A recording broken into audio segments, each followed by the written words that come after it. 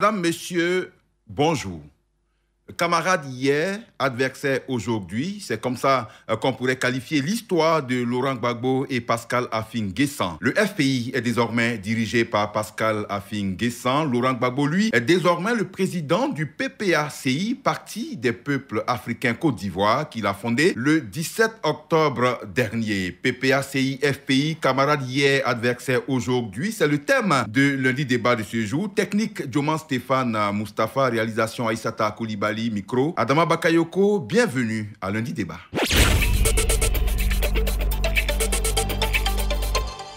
Voilà, donc nous y sommes. Pour en parler, ce matin, nous recevons donc trois invités. Deux sont ici en plateau et l'un est au téléphone tout à l'heure. Il s'agit de Franck Etienne. Mais pour l'un, nous avons l'honneur de recevoir M. Guillaume Bato, journaliste au quotidien Notre Voix. M. Guillaume Bato, bonjour. Bonjour. Voilà, j'ai envie de dire journaliste qui partage l'opinion du Front populaire ivoirien FPI. Entièrement. D'accord. En face de vous, nous avons M. Sylvain Debailly, journaliste au site d'information en ligne, Connexion Ivoirienne. M. Sylvain Debailly, bonjour. Bonjour, Adama. Et vous, par contre, vous défendez les idéaux du PPACI. Je suis journaliste. Proche? Non, on ne dira pas proche, mais je suis journaliste. Vous êtes journaliste, voilà, d'accord. Simplement. D'accord, ok. Alors, le troisième, c'est Franck Etienne, qui sera en ligne tout à l'heure avec nous. Mais déjà, nous allons bien sûr vous plonger dans le cœur du débat avec, bien sûr, l'ouverture, vous le savez, du congrès constitutif du parti de l'ex-président ivoirien Laurent Gbagbo. C'était le 16 et 17 octobre dernier. Des ex-militants du Front populaire ivoirien donc, qui ont répondu nombreux à l'appel du président Laurent Gbagbo dans le cadre du congrès constitutif. Retour sur l'ouverture de ce congrès avec Corona Sekongo. Nous sommes le mouvement de tous les combats à mener. Nous sommes le mouvement au service de l'Afrique. En avant. Un instrument au service de la Côte d'Ivoire et de l'Afrique. C'est la vision de l'ex-président ivoirien Laurent Gbagbo à quelques heures de la naissance de son nouveau parti. Ce congrès est une occasion de retrouvailles avec ses ex-militants du Front populaire ivoirien, mais aussi une nouvelle étape pour ses sympathisants. Il s'agit de la création d'un nouveau parti avec des orientations, comme l'indique le professeur Danon Djedje, président du congrès. Premièrement, de laisser l'enveloppe de ce qu'on appelle FPI et garder le contenu. L'enveloppe étant le signe d'identification propre de ce parti, c'est-à-dire le logo, les signes de ralliement. Le contenu, ce sont les militants, ce sont les structures de base, ce sont les organes centraux. Nous restons mobilisés autour des mêmes idiots défendus par le président Laurent Gbagbo. Le nouveau parti n'est pas la chasse gardée des militants de l'ex-FPI ou les GOR. C'est aussi la fin du climat de suspicion et de clientélisme qui a polarisé la vie de l'ex-FPI en l'absence du président Laurent Gbagbo. Les statuts et règlements intérieurs qui comportent les règles de fonctionnement du nouveau parti ont été soumis à l'adoption du Congrès. Ces résolutions seront rendues publiques ce dimanche 17 octobre avec la proclamation du nom du nouveau parti de Laurent Gbagbo. Le nom de ce parti, bien sûr, il est connu. Il s'agit du PPACI, le Parti des peuples africains, Côte d'Ivoire, dirigé donc par Laurent Gbagbo. De son côté, le FPI a aussi tenu son congrès le samedi 13 novembre dernier. C'était au Palais de la Culture de Treichville. Le président Pascal Affi-N'Guessan a annoncé au cours de ce congrès que la rupture entre lui et le président Laurent Gbagbo est consommée. Je vous propose de l'écouter. Cette rupture, nous ne l'avons pas désirée. Nous avons même tout fait pour l'éviter, faisant preuve de patience, de tolérance et de persévérance dans la recherche de l'unité du parti. La rupture nous a été imposée. Nous en avons finalement pris acte. Mais en définitive, et je le dis avec sincérité et sans tristesse, cette rupture est une libération, un soulagement, une salutaire clarification. J'ajouterai même une double victoire. Victoire idéologique, victoire de l'intelligence stratégique. Ce congrès est donc un test de la santé politique du parti, un contrôle technique des dommages que les nombreuses agressions des dissidents auraient causés. Le FPI s'est-il vidé de sa substance? Est-il moribond? L'enveloppe est-elle vide?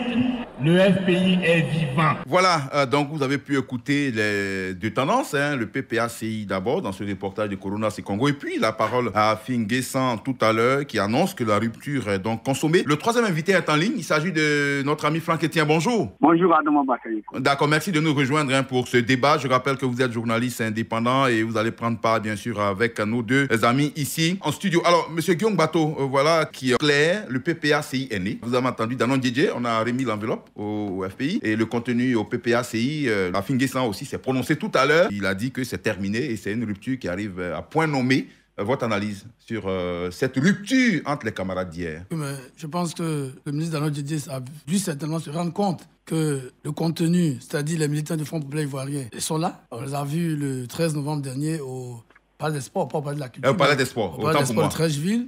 Ils étaient des dizaines de milliers, venus de toutes les contrées du pays, venus de l'extérieur aussi.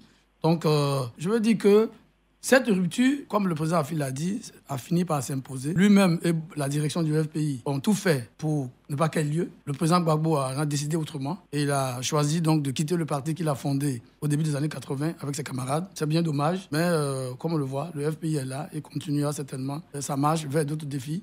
Et je pense que peut-être c'est mieux comme ça pour la démocratie ivoirienne, que chacun puisse maintenant défendre ses idées clairement, sans confusion, parce que la confusion qui avait été instaurée illégalement, en violation des textes du parti, mais aussi des textes de la République, parce que les dissidents du FPI se faisaient passer pour la direction du FPI alors qu'il n'en était rien. Ils étaient tolérés, malheureusement. L'État n'aurait jamais dû tolérer cette imposture.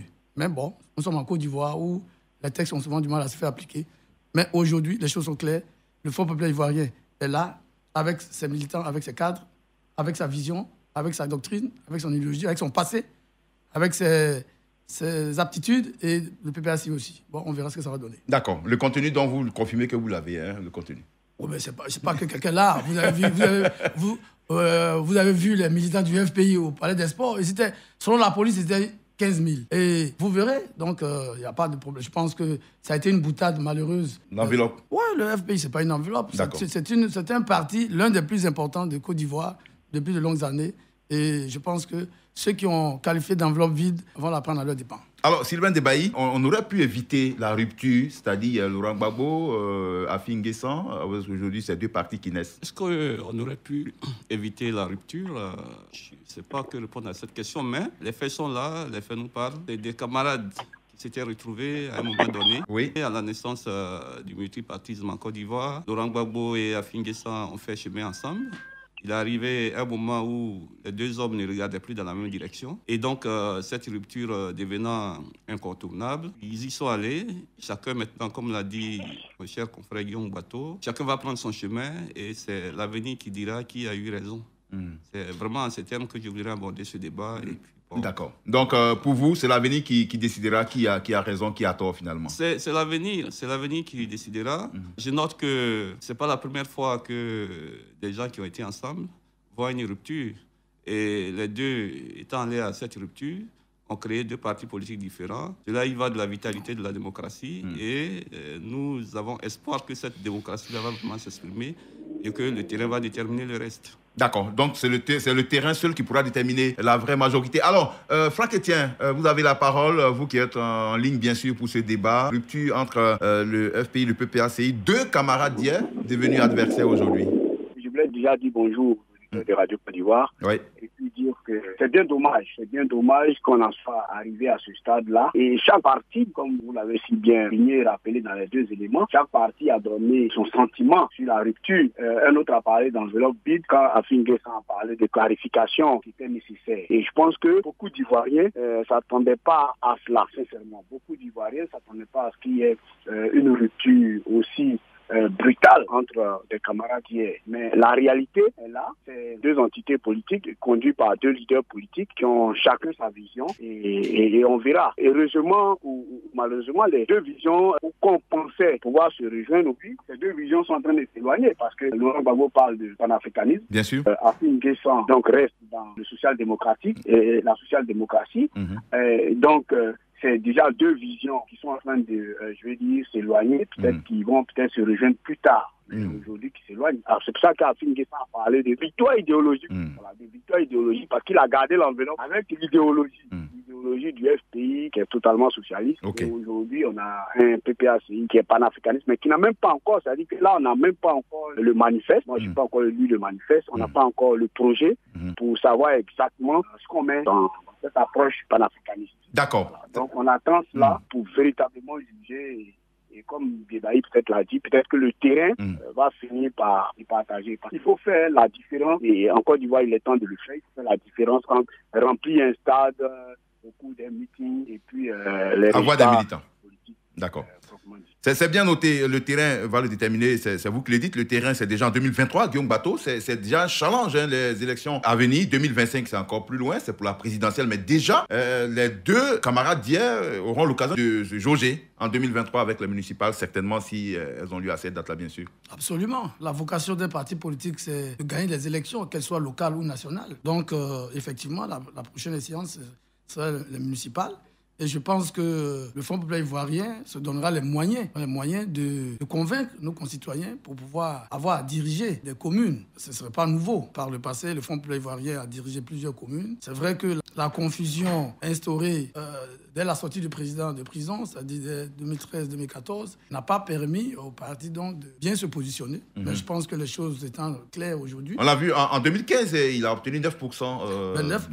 9% dans le contexte, parce que souvent, moi je ris quand j'écoute certaines personnes. Le président Afin Guessan est arrêté en avril 2011. Il reste en prison jusqu'en août 2013. Il sort de prison. Au moment où il sort de prison, le FPI était quasiment dans la clandestinité, il faut le dire. Personne ne pouvait porter un t-shirt à l'effigie du FPI et du président Gbagbo. Il prend la direction du parti, il se donne les moyens de faire le tour de la Côte d'Ivoire pour rassurer les militants et les amener à sortir. Et au moment où les choses semblaient aller dans le bon sens, il y a cette dissidence qui est créée en juillet 2014 et qui sape la cohésion au sein du parti. Et le président arrive en 2015 à l'élection présidentielle contre Gbagbo, contre Bédié, contre Ouattara, contre Mabri. C'est-à-dire il était seul face à tout le monde.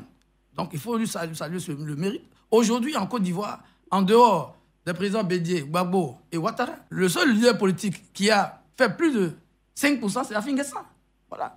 Qu'on le veuille ou non, c'est le seul. Il n'y a personne d'autre. Tous ceux dont on parle aujourd'hui, personne ne s'est frotté au suffrage universel. Il a dit plus que Afin Guessan, en dehors des trois grands dont on a parlé, qui ont dirigé la Côte d'Ivoire. Donc, on n'a pas à rougir de cela. Je pense qu'aujourd'hui, il y a un challenge, les municipales. Le Fonds populaire ivoirien se donnera les moyens pour faire en sorte qu'ils puissent gagner dans beaucoup de mairies, avoir des conseillers municipaux, avoir aussi des conseillers régionaux et diriger des régions, pourquoi pas. Il en dirige déjà une avec le président Afid dans le Moronou. On espère qu'en 2023, d'autres régions viendront dans l'escarcelle du Fonds populaire ivoirien. D'accord. Alors, M. Débaï, déjà, il y a eu l'occasion quand même de se mesurer, même s'il n'y avait pas encore la rupture, c'était les dernières législatives, où on a vu certains proches du président Laurent Gbagbo aller avec EDS, Alliance EDS-PDCI, et qui ont pu quand même glaner quelques postes de députés. Est-ce que c'est un signe que, bien sûr, 2023 et plus tard 2025, on pourra compter avec cette nouvelle formation, le PPACI? Encore une fois, l'avenir nous le dira, mais avant d'aborder cette question, je voudrais revenir sur un détail que Franck Etienne a dit dans son propos. Parce que moi, j'étais au congrès du PPACI. Je crois que dire que Afin Guessan et Laurent Gbagbo se sont séparés idéologiquement n'est pas tout à fait exact, parce que c'est toujours dans la même veine, hein, puisque le manifeste a été lu au Congrès, et le PPACI s'est clairement déclaré parti socialiste. Parti socialiste. Mais à vision panafricaine maintenant. Un ajout qui est le panafricanisme. C'est évident. Donc ça, il faut le souligner, que les deux hommes, quoique séparés aujourd'hui, ne sont pas idéologiquement opposés. Voilà, ils ne sont pas idéologiquement opposés. Ce qui augure peut-être dans un avenir proche ou lointain, on ne sait jamais, hein, en politique, peuvent toujours se retrouver. Les réalités d'aujourd'hui ne sont jamais les réalités de demain. Maintenant, pour en venir à votre question, c'est vrai que les législatives passées, les pro-Gbagbo, comme on les appelait en son temps, certains disent les Gors, ils sont allés sous la bannière EDS et ont pu remporter 18 sièges. 18 sièges 18 sièges, oui, 18 sièges. C'est vrai qu'ils ont perdu dans des bastions historiques, Mais 18 sièges pour un parti qui n'avait plus participé aux élections locales et nationales ces dernières années, je pense que politiquement, c'est signifiant, politiquement, c'est bon à prendre. C'est un acquis qu'ils voudront maintenant peut-être capitaliser avec la création du nouveau parti. D'ailleurs... C'est désormais les députés PPACI. Les députés PPACI, voilà. EDS, ils sont tous députés PPACI, désormais. Bon, pour le moment, ils sont EDS, parce que bon, il y a quand même la loi. Bien sûr. Voilà, ils vont peut-être écrire à l'Assemblée nationale pour dire qu'ils changent de manière politique. Ça va arriver, mais ils ont déjà un acquis, ils ont déjà une rampe de lance. Et dans un avenir proche ou lointain, ce parti aura quand même aussi son mot à dire sur l'échiquier politique. Franck Etienne, voilà, donc l'idéologie n'a pas fondamentalement changé. Alors, est-ce qu'on pourrait imaginer des échéances de 2025 avec une certaine réconciliation, Laurent Gbagbo Afin Guessan, dans le but de conquérir le pouvoir, par exemple? En politique, tout est possible. En politique, tout est possible parce que en Côte d'Ivoire, et l'exemple de la Côte d'Ivoire nous a tellement enseigné. Voilà, on a vu Laurent Gbagbo main dans la main avec Alassane Ouattara avant 2000. On a vu Henri Konan Bédié main dans la main avec Alassane Ouattara. Et aujourd'hui, on est en train d'assister à Henri Konan Bédié et Laurent Gbagbo main dans la main. Donc je veux dire que tout est possible. Et surtout, quand on a déjà têté à la même mamelle, c'est plus facile de se réconcilier. Voilà, parce qu'aujourd'hui, quoi qu'on dise, certains cadres du FPI sous Laurent Gbagbo sont restés fidèles à Afin Guessan. On n'oublie pas aussi la dure équation donc, à résoudre, qui est le cas de Simone Gbagbo, qui est à la fois une équation politique et matrimoniale aussi. Donc, il y a tout ça qui peut amener les uns, qui peut amener les uns et les autres à pouvoir se rejoindre tôt ou tard. Cependant, ce que je voulais dire, pour revenir sur tout à l'heure ce que Debaï disait par rapport au manifeste, c'est vrai, le manifeste, tout de suite, chacun d'entre nous peut créer un parti ou bien peut créer un mouvement et afficher ses ambitions. Mais moi, sincèrement, j'attends le contenu.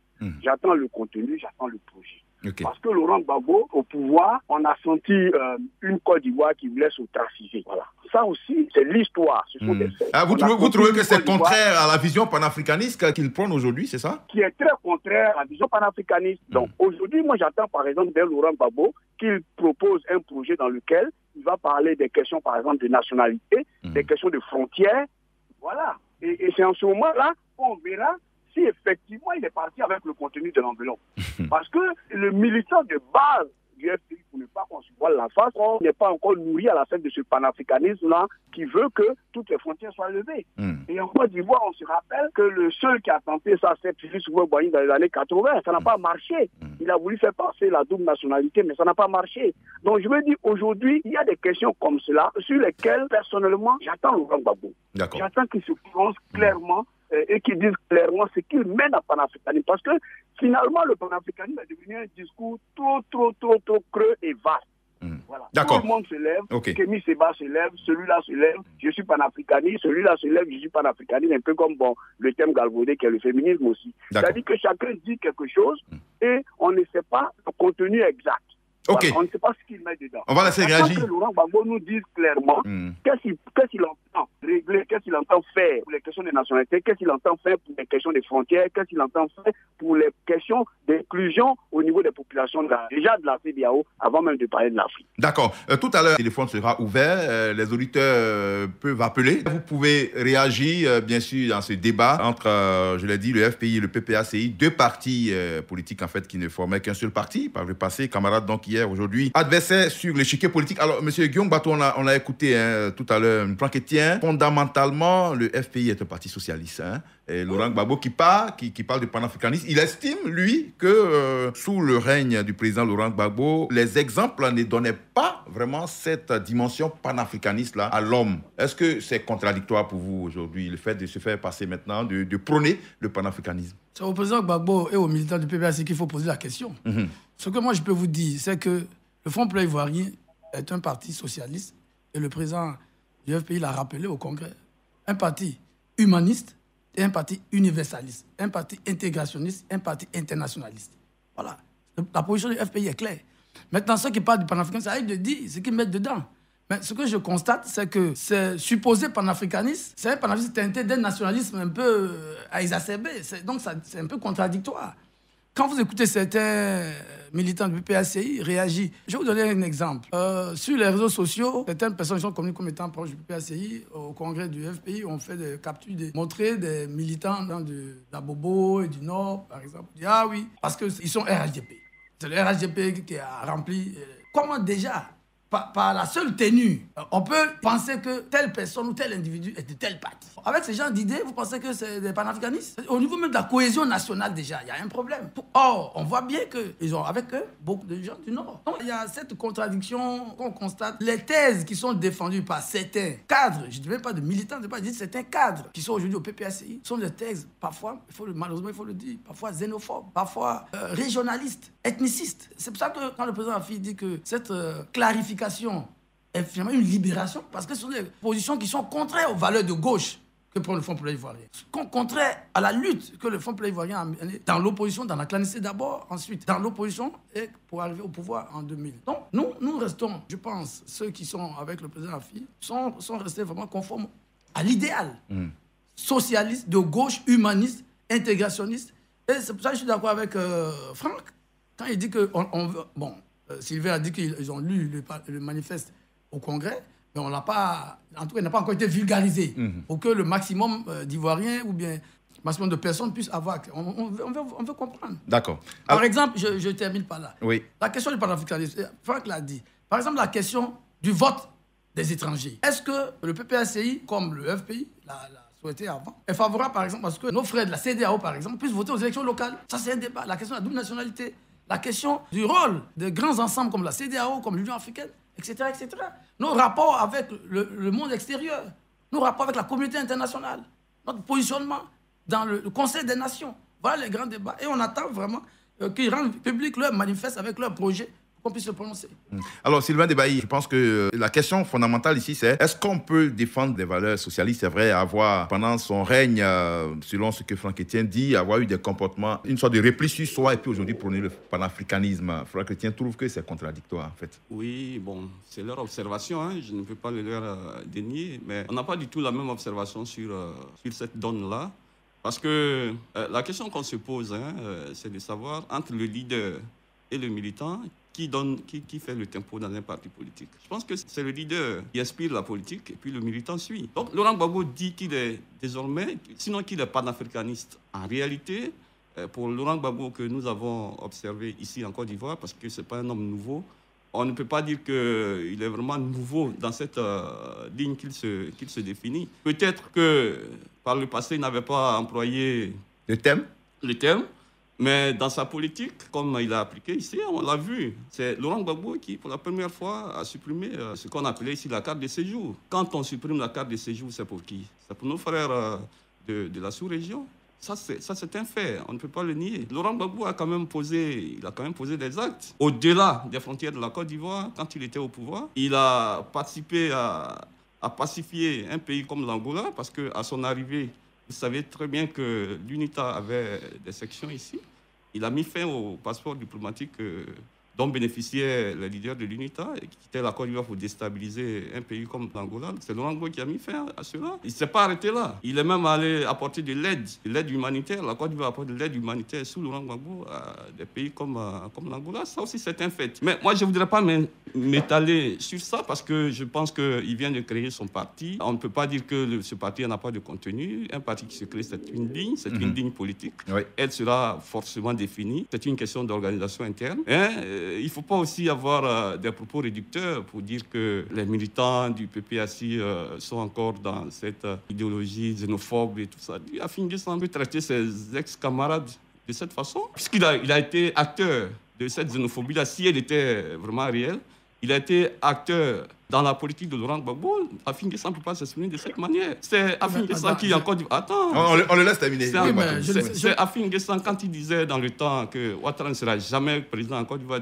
Il a dit ça quand? À quoi faisait-il allusion? Il a dit ça sur des plateaux, à des meetings. Il faut être précis. Quand? Il a dit ça à des meetings ici. Quand? Ouattara ne serait... Quand dans un meeting au plateau on ici. On est sur un plateau de radio. Donc, non, Bakayoko. On est sur un plateau de radio. Tu ne peux pas laisser dire...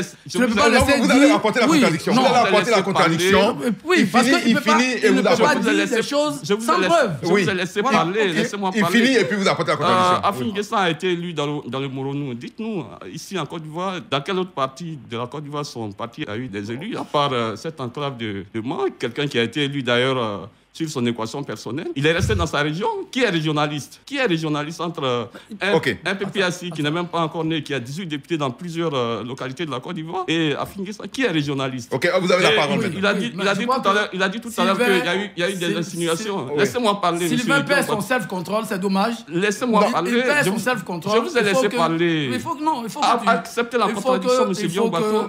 Vous aurez le temps de parler. Mais Sylvain, vous avez une minute. Vous avez une minute, vous terminez. Je termine là-dessus. Oui. Il dit qu'il y a eu des insinuations sur la toile, des militants du PPAC qui ont assimilé des congressistes d'Afin Guessan à des gens du RHDP. Mais ils ont dit RHDP. Est-ce qu'ils ont dit que ce sont des Maliens ou des Burkinabés? Il faut qu'on soit quand même assez sûr. Ok, merci Sylvain. Monsieur Diombato. Première chose, Sylvain dit des choses vagues. Il prête des propos au président Afi. Il ne les situe pas dans leur contexte, il ne dit pas où et quand. C'était le contexte. Je précise. Bon, vous avez vu.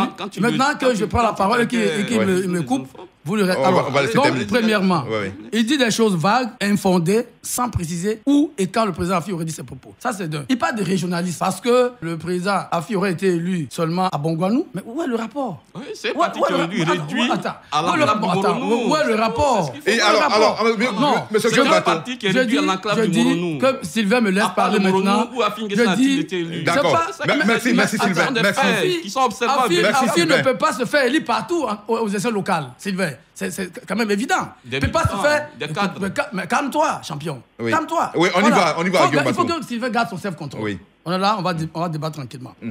En même temps qu'il dit ça, il veut minimiser l'élection du député Sia André. C'est pas très honnête intellectuellement. Ensuite, on peut regarder les scores des candidats du Front populaire ivoirien aux dernières législatives. On a un scrutin qui est un scrutin uninominal à un seul tour. Vous pouvez perdre une élection seulement avec 100 voix. Cela ne veut pas dire que vous n'êtes pas représentatif dans cette région. Donc, il ne faut pas qu'on fasse la confusion. Donc, c'est pas parce que le président Afi a été élu à Bongouanou et que Sia André a été élu à Mans que le président Afi est régionaliste. C'est pas ça. On parle de régionalisme, c'est le discours. Voilà. Aujourd'hui, il sait très bien que le discours tenu par un certain nombre de cadres, tout à l'heure, il a dit oui, est-ce que c'est le militant ou le leader qui donne le tempo? Mais je suis désolé.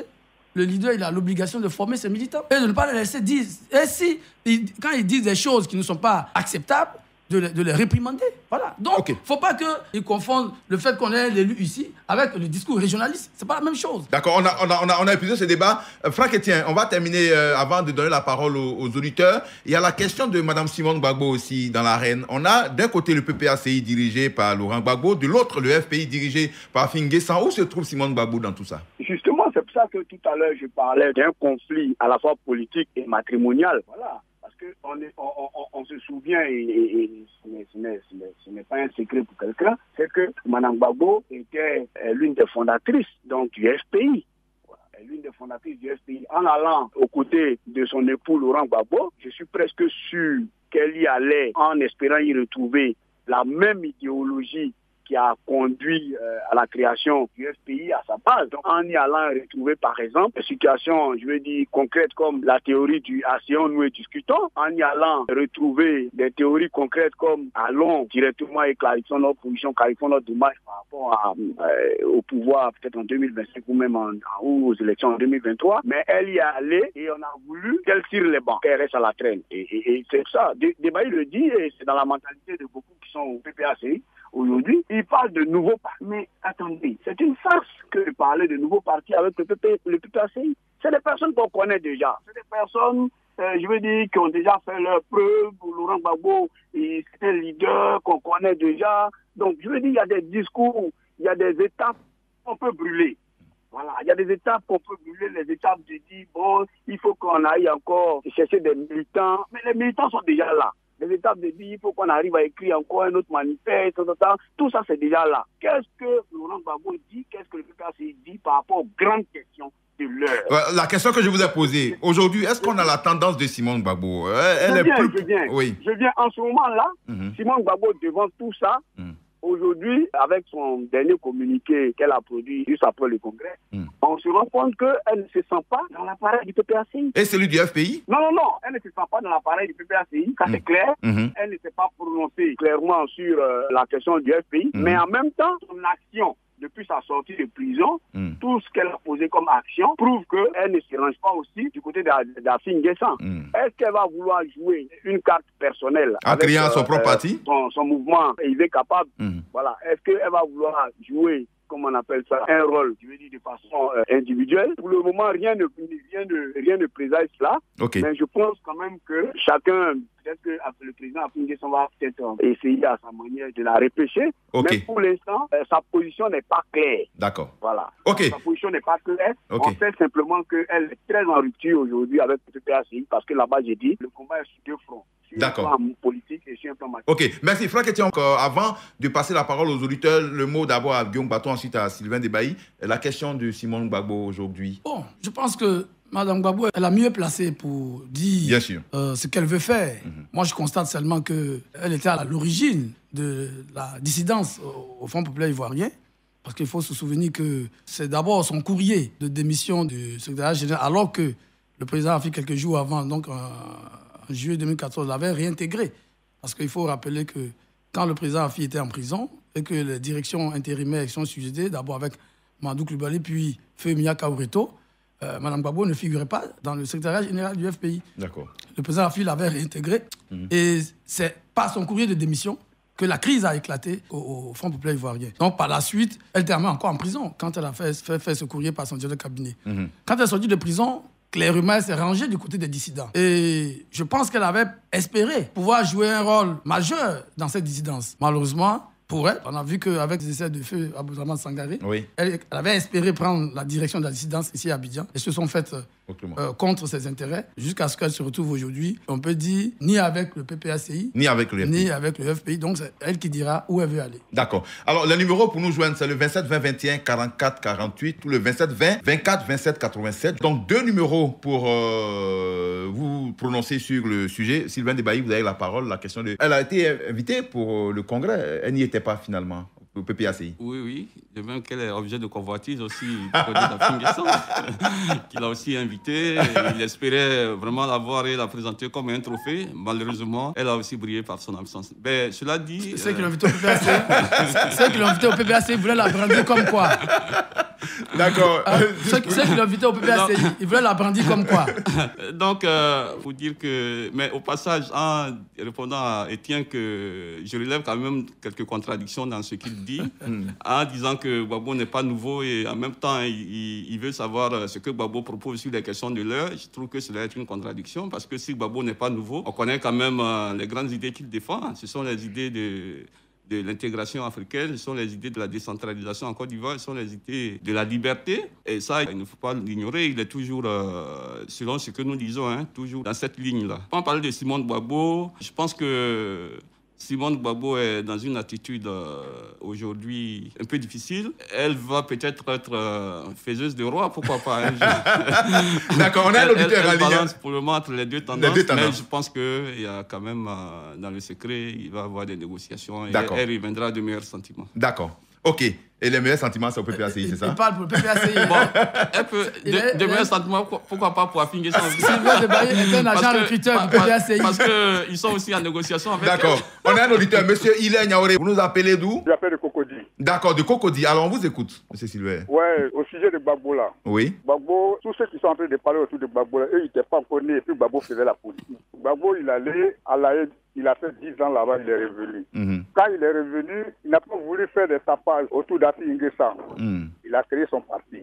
Donc, restons tranquilles, attendons voir ce que Gbagbo nous propose, la Côte d'Ivoire. C'est pas un enfant. Il sait pourquoi il fait ça. Voilà. Donc, voilà un peu ce que moi je voulais dire. Gbagbo n'est pas un enfant pour la politique. Il sait pourquoi il a créé son parti PPACI. D'accord. Voilà. OK. Merci.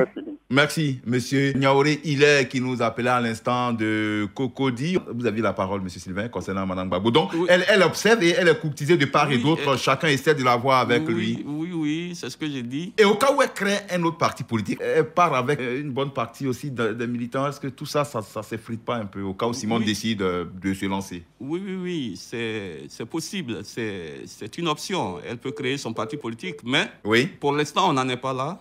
Simone Gbagbo, en tant que politique, elle sait bien analyser les choses froidement. Je pense qu'aujourd'hui, que ce soit Charles Blé Goudé, que ce soit Simone Gbagbo, Pascal Afin Guessan, Laurent Gbagbo lui-même, tous vont puiser dans le même vivier qui était le vivier de la grande LMP à l'époque, qui a conduit la candidature de Laurent Gbagbo en 2010. En 2010. C'est dans ce vivier-là qu'ils vont tous puiser. Mais aujourd'hui, qui y a la majorité dans ce marigot-là? Je pense que pour le moment... Les futures échéances électorales nous permettront... Mais les échéances passées peuvent déjà nous dire, nous situer.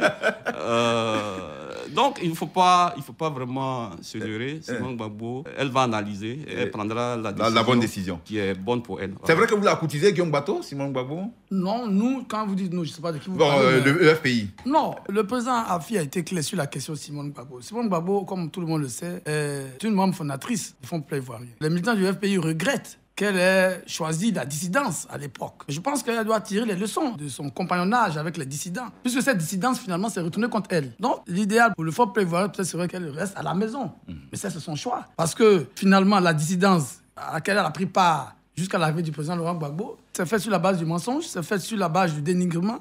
Ça n'avait aucun fondement idéologique.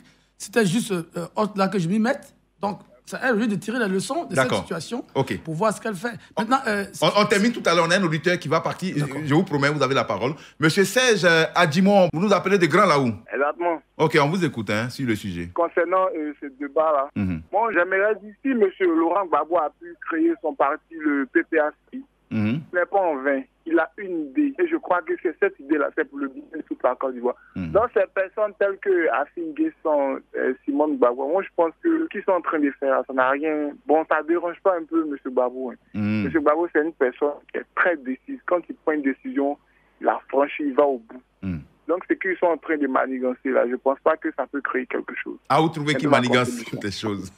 D'accord. Alors, merci, M. Serge Adidon. Vous allez réagir, bien sûr, vous avez le micro déjà. Donc, on poursuit avec vous. Bon, et puis, réagir aussi à l'auditeur qui estime que M. Pascal Afin Guessan et Simone Gbagbo manigancent pour le tirer vers le bas. Il ne sait pas de quoi il parle. Il ne sait pas de quoi il parle. C'est dommage. Le FPI, ce n'est pas une manigance. Voilà. Le FPI a été créé dans les années 80. C'est un parti politique, ce n'est pas une manigance. C'est peut-être... lui qui fait qui manigance des choses depuis Grand Laou, on ne sait pas. Il n'a vraiment rien compris. D'accord. Il n'a vraiment rien compris. On parle pas en faveur de... Non, mais soyons sérieux. Vous ne pouvez pas dire que le Fonds Plaivoyer est une manigance. Sylvain, même si vous êtes PPACI, c'est pas ça le sujet. Ce qu'ils sont en train de manigancer. On ne manigance rien. C'est lui qui est en train de faire des manigances à Grand Laou. D'accord, on termine avec vous. Pour terminer, je disais que c'est à Mme Gbagbo de voir. Dans tous les cas, et là où je ne suis pas d'accord avec Sylvain, il dit que tous ces groupes vont puiser dans le vivier de l'ex-LMP. Mais ce n'est pas vrai. Chaque parti politique s'adresse à tous les citoyens ivoiriens. On voudrait bien voir des militants du RHDP adhérer. Mais qu'est-ce que tu en sais? Qu'est-ce que tu en sais? Il ne faut pas être figé. Je pense qu'il y a certains de nos confrères ou certains de nos concitoyens restent bloqués, sont convaincus de leur certitude qui n'en valent pas la peine. Aujourd'hui, le monde politique est mouvant. La dynamique politique elle bouge. Il y a des gens hier qui ont soutenu le président Ouattara, qui ont voté pour lui, qui ne sont pas prêts aujourd'hui à voter pour lui si, par exemple, il était candidat en 2025. Il y a des gens qui ont voté hier pour le président Bédié et qui ne le feront pas. Il y a des gens qui n'ont pas voté hier pour le président Afi, qui pourraient voter pour lui. Il y a des gens qui ont voté pour lui, qui pourraient ne pas voter pour lui. Donc, on ne peut pas dire que les citoyens ivoiriens, les électeurs, sont des blocs en béton. Non. Donc, il ne faut pas penser que c'est seulement va s'adresser aux anciens militants de l'LMP. Non, à tous les Ivoiriens, à tous les électeurs. Et je pense que l'avenir nous situera, mais je suis convaincu que les lignes vont bouger. Donc, il ne faut pas... On a 2023, on a 2025, on a le temps d'apprécier beaucoup de choses. Merci beaucoup. On termine avec vous, M. Sylvain Debailly. On a écouté les auditeurs. En tout cas, les deux qu'on a eus ont soutenu pratiquement le PPACI. Oui, mais c'est ainsi que se formate l'opinion, hein, vous savez. Aujourd'hui, le problème d'Afin Guessan, j'ai personnellement rien contre lui, mais il aura contre lui cette opinion qui est déjà formatée. Il aura contre lui ses propres démons et il aura contre lui toute cette opinion qui a été construite autour de la fronde qu'il a menée contre Laurent Gbagbo. C'est pas lui qui a mené la fronde contre Laurent Gbagbo. C'est pas lui qui a mené la fronde, c'est le président Gbagbo et ses amis qui ont organisé la dissidence. La vérité, il faut rétablir la vérité. Le président Afi a été élu président du FPI en 2001. C'est pas lui qui a mené la fronde, pas mené la fronde lui contre lui-même. Voilà. Donc, il faut être honnête. Il faut que Sylvain soit honnête. L'honnêteté intellectuelle veut qu'on dise les faits. On va s'arrêter là. On est journaliste, il faut dire les faits. Monsieur Guillaume Bateau. Oui, Monsieur Guillaume Bateau. Tu ne peux pas dire qu'il a mené une fronde contre Gbagbo. C'est pas vrai. On est complètement atteint pour la vie. Il faut être honnête. Monsieur Guillaume Bateau, on a complètement il faut être honnête. Il faut que Sylvain soit honnête. C'est cette réalité-là. C'est ça. Parce que c'est trop facile on va mettre fin au débat. On va mettre fin au débat. Franck Etienne, merci beaucoup en tout cas d'avoir participé. Merci à vous les auditeurs également de rester connectés sur Radio Côte d'Ivoire. La réalisation était l'affaire de Aïssata Koulibaly. Au digital, il y avait Elie Dion. Et puis la technique, l'affaire de Dioma Stéphane Moustapha. Je suis Adama Bakayekwa, ce micro. Rendez-vous dans 15 jours. À très bientôt. Radio Côte d'Ivoire, Abidjan 88.fm.